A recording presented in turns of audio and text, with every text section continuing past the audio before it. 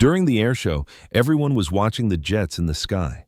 But when an F-35 pilot spotted the elderly man below, he immediately broke formation and performed a special flyby. This move stopped the entire air show, and everyone wondered, who was this man? Welcome to Hidden Heroes. From which city are you watching this video today? If you love stories of hidden heroes and forgotten military legends, don't forget to subscribe and share your thoughts in the comments.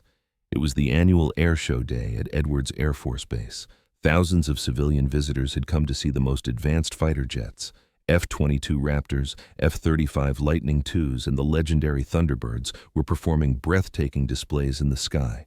But no one was paying attention to Frank Morrison. The 82-year-old retiree sat quietly in his folding chair. Old khaki pants, faded flannel shirt, worn baseball cap. Next to him, a thermos of coffee and an old photograph. "He's here again," muttered security guard Tom Bradley. "Same spot every year."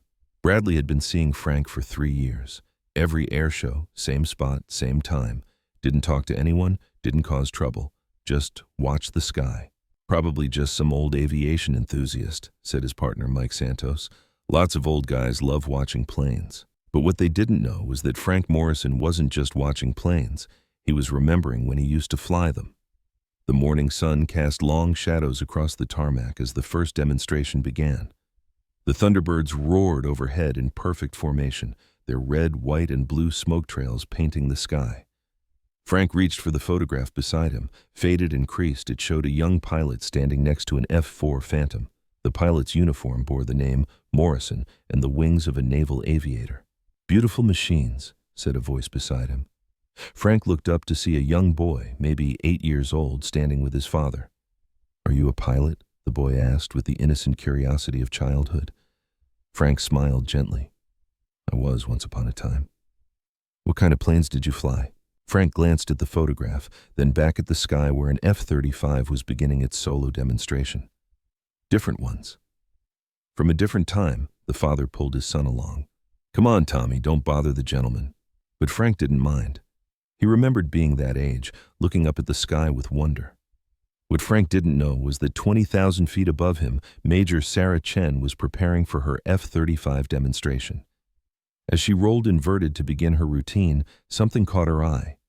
Through her helmet display, she spotted the elderly man sitting alone below. Something about his posture, the way he watched the aircraft, triggered a memory. Chen had studied aviation history extensively. Part of her job required knowing the legacy of those who had flown before her. And something about this man seemed familiar. She completed her first pass and banked for another approach. This time, she used her jet's advanced sensors to zoom in on the area where the old man sat. That's when she saw the photograph in his hands. Even from altitude, her aircraft's imaging systems could make out enough detail. An F-4 Phantom, a young pilot, the unmistakable setting of a carrier deck. Chen's heart rate spiked. She'd seen that photograph before, in a classified briefing about naval aviation heroes. Heroes whose missions were so sensitive that their names had been removed from most historical records. "Tower, Lightning 35, she radioed, requesting permission to deviate from demonstration profile. "Lightning 35, maintain demonstration parameters," came the response. But Chen was studying her aircraft's database, cross-referencing the image with classified files she had access to as part of her security clearance. There, Frank Morrison, Commander, U.S. Navy, Vietnam War. Not just any pilot, but one of the most decorated naval aviators of the conflict. A man who had flown missions so dangerous, so classified, that his achievements had never been publicly acknowledged. "Tower, Lightning 35, Chen transmitted again. "I need immediate clearance for special maneuver. This is a priority recognition flight." The uncertainty in the tower's response was audible. "Lightning 35, explain priority recognition." Chen made a decision that would end either her career or earn her a commendation. "Tower, I have visual on Commander Frank Morrison, retired Navy, Medal of Honor recipient, requesting permission for honors flyby, silence on the radio, then, Lightning 35, stand by." Down below, Frank had no idea of the conversation happening above him. He was lost in memories of his own flying days, when the sky had been his office and split-second decisions had meant the difference between life and death for his squadron. The F-35 completed another pass, but instead of continuing its demonstration routine, it suddenly broke away from the prescribed flight path. The crowd murmured in confusion as the sleek fighter jet descended to just 500 feet above the ground and began flying directly toward the area where Frank sat.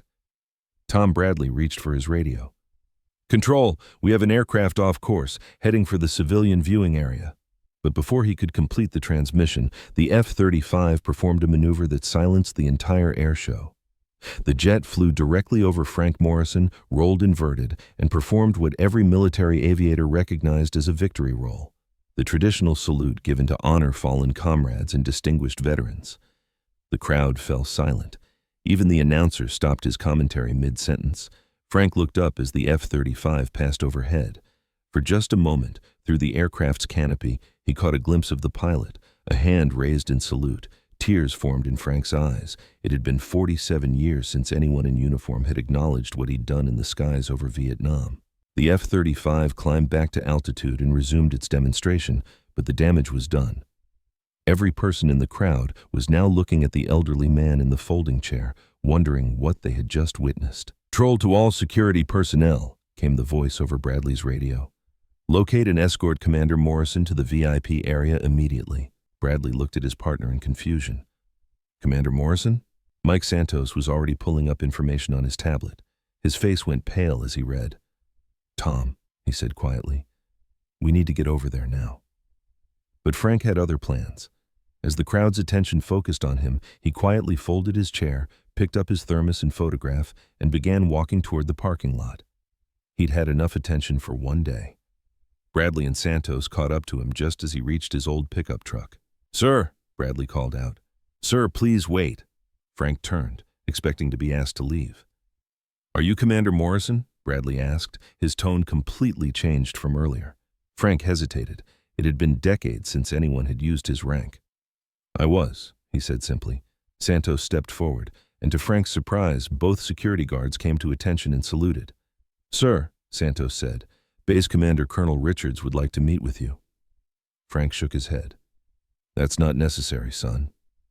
I just came to watch the planes." "With respect, sir," Bradley said, "I don't think that's going to be possible now." Above them, Major Chen was landing her F-35.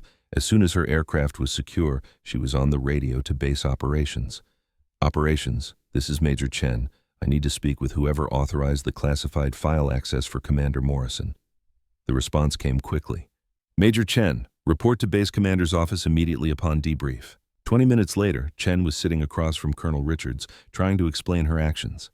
"Major, you broke protocol, deviated from a public demonstration, and accessed classified personnel files without authorization," Richards said sternly. "Yes, sir," Chen replied, "but I can explain."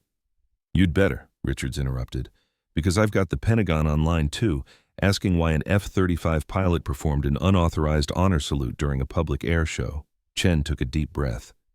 "Sir, the man I honored is Commander Frank Morrison. According to classified files, he flew 147 combat missions over North Vietnam.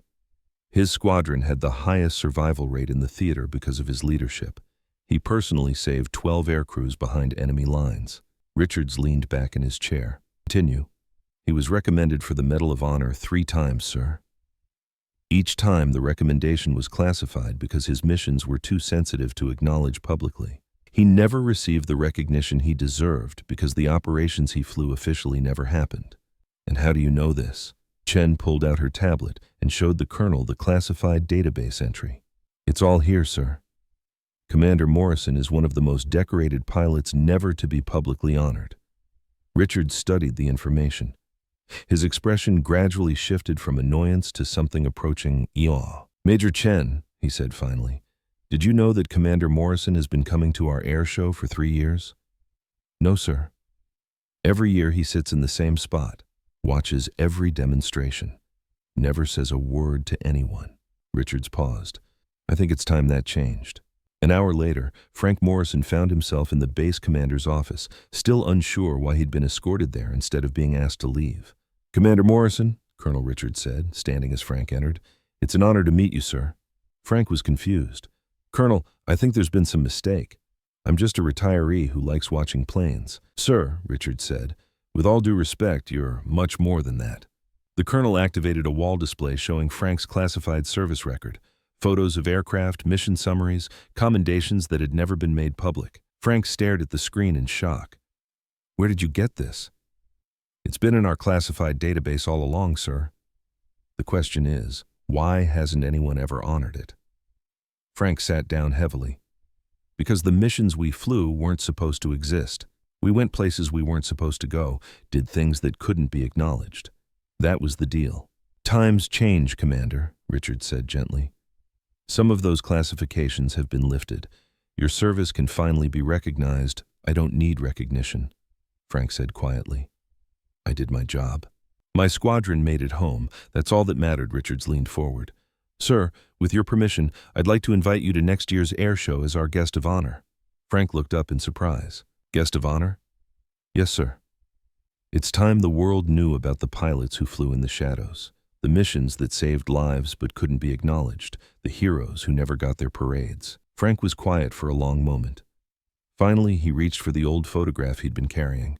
"This was my squadron," he said, handing it to Richards. "Only 3 of us are still alive." Richards studied the photograph with reverence. "Would your squadron mates be willing to attend?"